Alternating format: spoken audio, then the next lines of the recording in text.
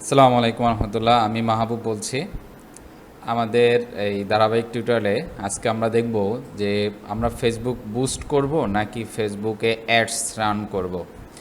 এটা আমাদের প্রায় একটা কোশ্চেন থাকে যে কোনটা আমার জন্য বেটার। আশা করছি আজকে পুরো ক্লাসটা দেখলে আপনি এই বিষয়টি ক্লিয়ার হয়ে যাবেন। ফেসবুক অ্যাডস এবং বুস্টের মধ্যে বেশ কিছু পার্থক্য আছে। ফেসবুক অ্যাডস হচ্ছে এখানে আপনি স্পেসিফিক মার্কেটিং অবজেক্টিভ সিলেক্ট করতে পারবেন। যেমন আপনি যদি লিড জেনারেট করতে চান, আপনি যদি আপনার ওয়েবসাইটে কনভার্সন চান, আপনি যদি আপনার ওয়েবসাইট ট্রাফিক চান, আপনি যদি ওয়েবসাইটের মাধ্যমে প্রোডাক্ট সেল করতে চান, এই ফ্যাসিলিটিগুলো আপনি ফেসবুক অ্যাডসের মাধ্যমেই পাবেন। ফেসবুক বুস্টের মাধ্যমে আপনি এই ধরনের ফ্যাসিলিটি পাবেন না। আপনি যেটা পাবেন সেটা হচ্ছে আপনি যদি চান আপনার পোস্টে এঙ্গেজমেন্ট হোক, আপনার পোস্টে অ্যাওয়ারনেস বিল্ড হোক, আপনার পোস্টের মাধ্যমে আপনার কোম্পানিকে সবাই জানুক, তাহলে ফেসবুক পোস্ট আপনার জন্য বেটার। এবার হচ্ছে আপনি ফেসবুক অ্যাডসে আরেকটা জিনিস করতে পারবেন, সেটা হচ্ছে ডিটেলস টার্গেটিং করতে পারবেন, যেখানে আপনার ক্লায়েন্টের ডেমোগ্রাফি, সে দেখতে মানে সে হচ্ছে তার বয়স কত, সে কোথায় থাকে, কি করে, তার ইন্টারেস্ট কী, তার বিহেভিয়ার কী, এই ধরনের টার্গেটিংগুলো আপনি করতে পারবেন।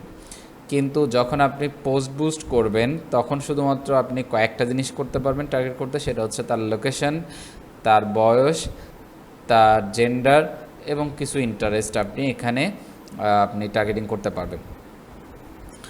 তৃতীয়ত হচ্ছে ফেসবুক অ্যাডসে আপনি আপনার বাজেট এবং বিডিং করতে পারবেন, এবং লাইফ টাইম বাজেট কী হতে পারে, আমার ডেইলি বাজেট কী আছে, এইগুলো সেট করা যায় ফেসবুক অ্যাডসের মাধ্যমে।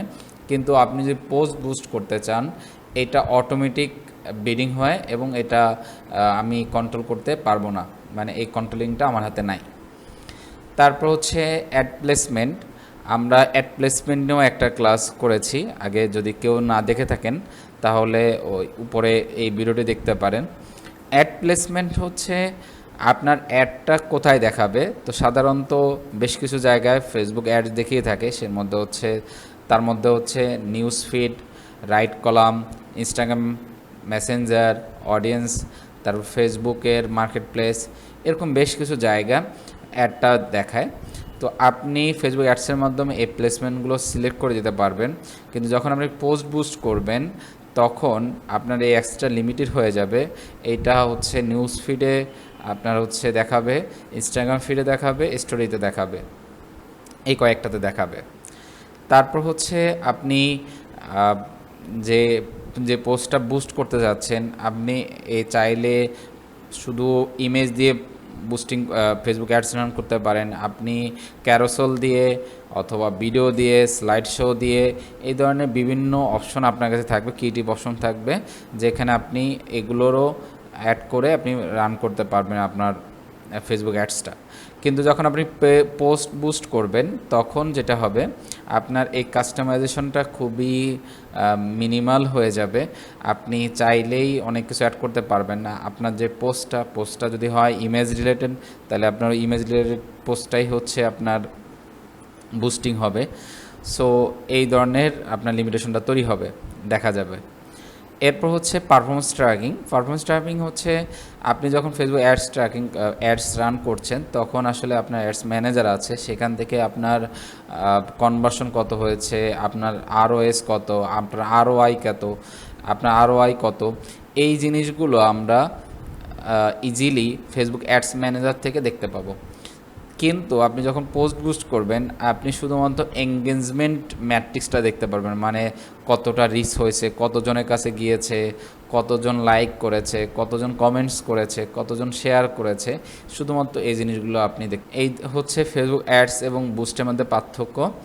তো এখন কোশ্চেন আসতে পারে, ভাইয়া আমার জন্য কোনটা বেটার।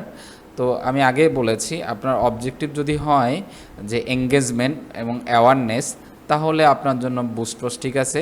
আর আপনি যদি মনে করে থাকেন না আমি এঙ্গেজমেন্ট অ্যাওয়ারনেস এটাও চাই, সাথে আমি কন্ট্রোলিং করতে চাই এবং আমি মার্কেটার না, যদি আপনি মার্কেটার না হন তাহলে আপনার জন্য পোস্ট বুস্টেড এই অপশনটা ওকে। যদি আপনি মার্কেটার হন তাহলে আপনার জন্য ফেসবুক অ্যাডস হচ্ছে বেস্ট।